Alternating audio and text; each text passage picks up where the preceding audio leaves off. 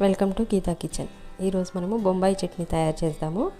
ఈ బొంబాయి చట్నీ మనకు పూరీలోకి, చపాతీలోకి, దోశలోకి చాలా బాగుంటుంది. దానికి కావాల్సిన పదార్థాలు: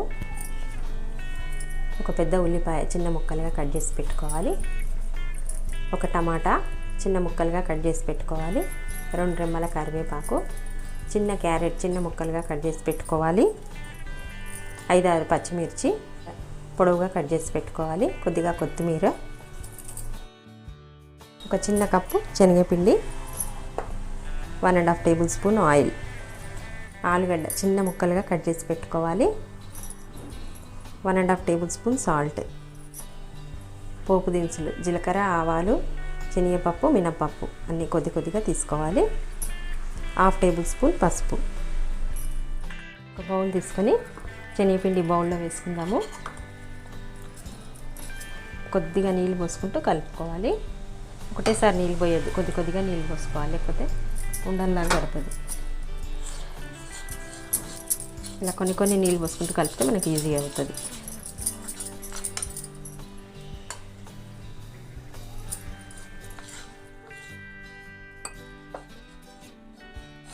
ఇట్లా కొన్ని నీళ్ళు పోసుకుంటూ కలుపుకోవాలి.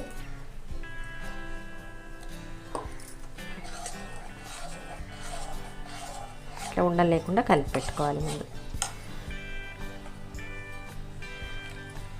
ఒక గ్లాస్ నీళ్ళు పట్టుని ఈ విధంగా లూజ్గా కలిపి పెట్టుకోవాలి. స్టవ్ ఆన్ చేసుకొని ఒక గిన్నె పెట్టుకున్నాను చట్నీ చేయడానికి. దీంట్లో ఆయిల్ వేసుకోవాలి. ఆయిల్ వేడైంది. ఇప్పుడు పోపు దినుసులు వేసుకుందాము. జీలకర్ర, ఆవాలు, మినపప్పు, శనగపప్పు వేసుకోవాలి.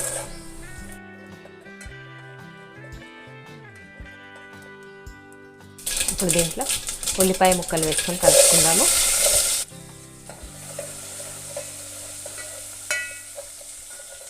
తర్వాత పచ్చిమిర్చి ముక్కలు, తర్వాత పచ్చిమిర్చి వేసుకొని కలుపుకోవాలి. క్యారెట్ వేసుకుందాము. క్యారెట్ కూడా వేసుకొని కలుపుకోవాలి. చిన్నగా కట్ చేసి పెట్టుకున్న ఆలుగడ్డ ముక్కలు నీళ్ళు లేకుండా వేసుకోవాలి.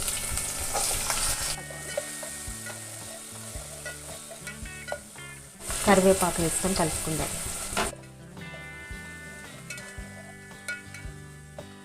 దీంట్లో పసుపు వేసుకోవాలి. పసుపు వేసుకొని కలుపుకుందాం.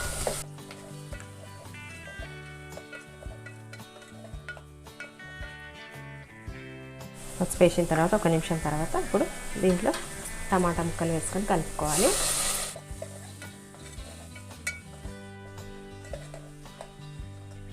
మనం తీసుకున్న సాల్ట్లో కొద్దిగా సాల్ట్ వేసుకుందాము. కూరగాయ ముక్కలన్నీ తొందరగా ఉడికిపోతాయి.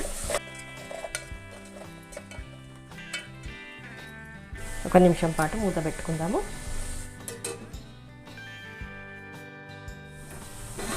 1 నిమిషం తర్వాత మూత తీసి చూద్దాము. ఆయిల్ అంతా పైకి తేలుతుంది.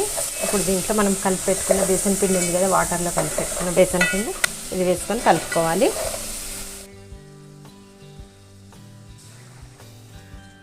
కలుపుకోవాలి. ఇంకా కొన్ని నీళ్ళు పోసుకోవాలి. దీంట్లో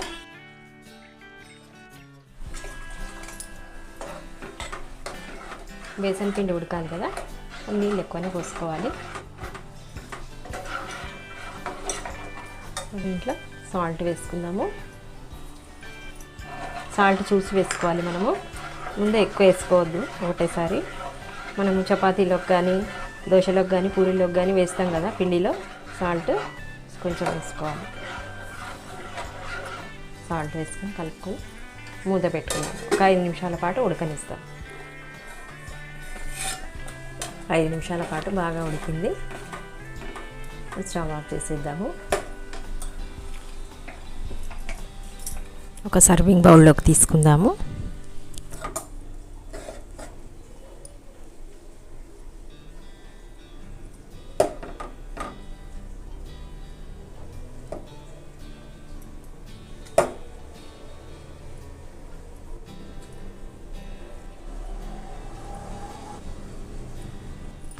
బొంబాయి చట్నీ రెడీ అయింది.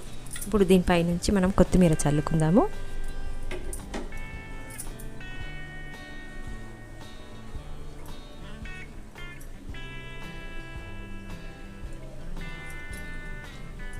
మరిన్ని మంచి వీడియోస్ కోసం గీతా కిచెన్ని చూడండి.